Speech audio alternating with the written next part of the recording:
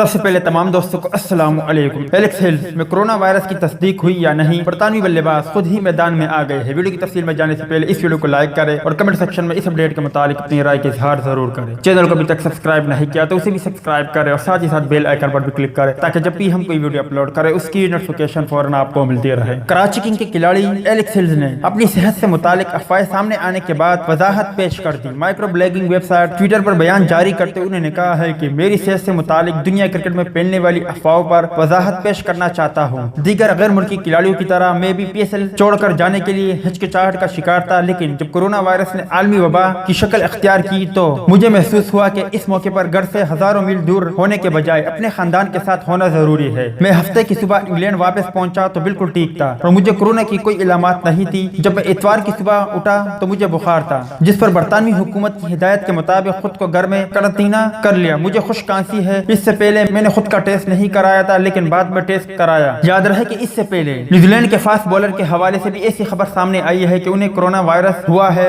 ताहम ये खबर भी बाद में झूठी साबित हुई और वो खुद मैदान में आ गए थे कि ये अफवाह है। इससे कबल गोल्फ न्यूज का कहना था कि एलेक्स हेल्स में कोरोना वायरस की मौजूदगी की वजह से पाकिस्तान में सुपर लीग को मनसूख किया गया था। गोल्फ न्यूज के भारतीय रिपोर्टर की जानिब से पेश की गई इस स्टोरी को सोशल मीडिया पर शदीद तनकीद का निशाना बनाया जा रहा है। एलेक्स हेल्स के बारे में निजी टीवी हम न्यूज से गुफ्तगू करते हुए रमीश राजा ने भी कहा था कि एलेक्स हेल्स को कोरोना वायरस की अलामात थी, इनका टेस्ट हो रहा है, जबकि हमारे तमाम ब्रॉडकास्टर के भी 2 घंटे बाद टेस्ट होने हैं। ताहम अब एलेक्स हेल्स खुद मैदान में आ गए हैं और उन्होंने सबकी गलतफहमी दूर कर दी। तो दोस्त ये थी एलेक्स हेल्स के हवाले से कुछ अपडेट। उम्मीद है इस अपडेट से आप भी मायूस हो गए होंगे। इस अपडेट के मुताबिक अपनी राय के इजहार कमेंट बॉक्स में जरूर दें।